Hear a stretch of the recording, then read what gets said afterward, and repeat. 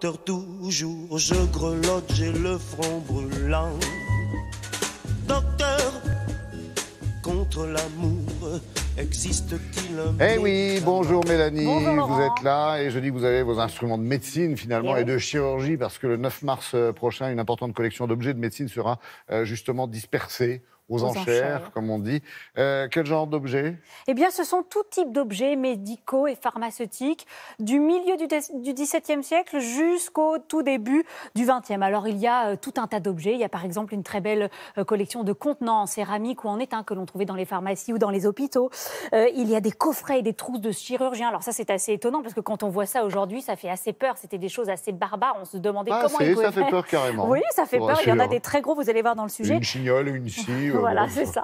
Il y a aussi des modèles anatomiques, il y a une très belle collection de stéthoscopes avec notamment, regardez, le tout premier stéthoscope qui a été breveté en 1819. Alors, vous voyez à quoi ça ressemblait à l'époque. Alors après, ils ont évolué, il y en avait des beaucoup plus jolis, beaucoup plus fins. On mettait l'oreille d'un côté et on écoutait le cœur. Et le corps de l'autre. Voilà, c'est ça. Donc, il y a vraiment dans cette collection eh bien, toutes les sortes d'instruments qui retracent toute l'histoire de la médecine et puis surtout qui montrent bien l'évolution des techniques médicales. Et ça, c'est intéressant. Qui avait constitué cette collection? Alors, c'était un couple de collectionneurs, Claude et Daniel Renner. Lui était médecin cardiologue.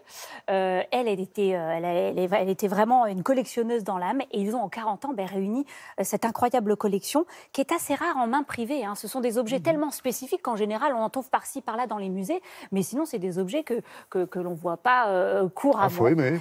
C'est assez spécial, mais c'est une collection quand même, Laurent, qui est connue du monde des collectionneurs, du monde médical, des institutions aussi, parce qu'elle était tellement historique, emblématique et originale que tout le monde la connaissait. Vous allez voir, nous avons rencontré le commissaire-priseur François Vedrikowski, qui sera au Marteau le 9 mars prochain pour la dispersion de cette collection. Regardez.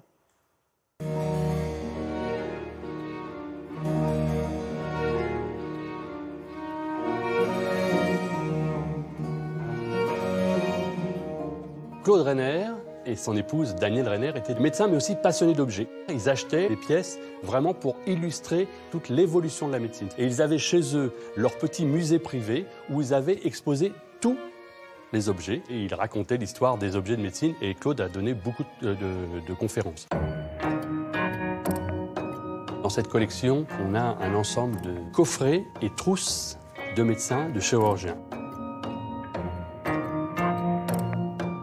Le plus souvent, à l'époque, les coffrets de chirurgie étaient emmenés sur le champ de bataille. Et il fallait opérer rapidement. Donc, on trouvait dans ces coffrets tout ce qui est de la chirurgie rapide, un peu barbare, mais il fallait opérer tout de suite pour sauver des vies.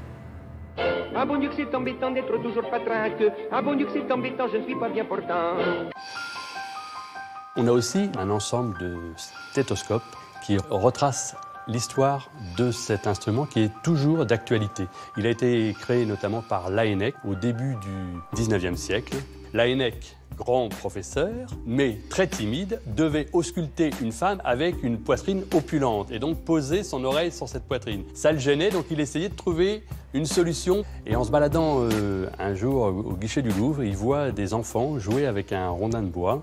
Et l'un qui colle l'oreille sur une extrémité et l'autre qui gratte et ils entendent du bruit. Et là, ça lui donne l'idée pour ausculter et écouter. Voilà la naissance du stéthoscope.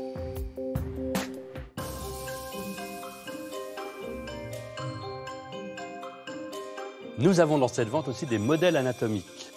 Et nous avons par exemple un très beau cœur d'Ozu, qui était un médecin. Et la petite histoire est assez drôle, il détestait la dissection. Et donc il a dit, qu'est-ce que je vais trouver pour éviter d'ouvrir un cœur? Et il a trouvé cette idée, faire des modèles anatomiques en papier mâché. Et c'est devenu vraiment une véritable entreprise pour créer toutes sortes de modèles anatomiques qui ont été envoyés dans les facultés à travers le monde ou dans les hôpitaux, dans les cabinets.